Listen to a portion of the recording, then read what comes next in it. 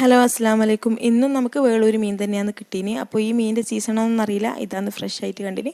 അതുകൊണ്ട് ഇത് വാങ്ങിയിട്ട് നല്ലോണം ഒന്ന് ക്ലീൻ ആക്കി എടുത്തിട്ടുണ്ട് കേട്ടോ. എപ്പോഴും കറിയാന്ന് വെക്കൽ ഇന്ന് പൊരിച്ചെടുക്കാമെന്ന് വിചാരിച്ച്. അപ്പോൾ ഒരു പ്ലേറ്റിലേക്ക് മുളക് പൊടി, ഉപ്പ്, മഞ്ഞൾപ്പൊടി, കുറച്ച് കറിവേപ്പിലയും കൂടി കൈ കൊണ്ട് നല്ലോണം ഞെരടിയിട്ട് ഇട്ട് കൊടുത്തിട്ടുണ്ട്. എന്നിട്ട് കുറച്ച് വെള്ളം കൂടി ഒഴിച്ചിട്ട് ഇതൊന്ന് പേസ്റ്റ് രൂപത്തിലാക്കി എടുക്കുക. എന്നിട്ട് വേളൂരി മീൻ ഇതുപോലെ ഒന്ന് കരയിട്ടിട്ട് എന്താ പറയുക, കത്തിയോണ്ട് ഇങ്ങനെ വരഞ്ഞിട്ട് ഇട്ട് കൊടുക്കുക കേട്ടോ. അപ്പോൾ അങ്ങനെ കത്തിയോണ്ട് വരയാൻ കുറച്ച് വിഷമമാണ്, ചെറിയ മീനായിട്ട് കുറേ ഒന്ന് വരയാൻ വിഷമമാണ്, പക്ഷേ നല്ലൊരു ടേസ്റ്റാണ് കേട്ടോ.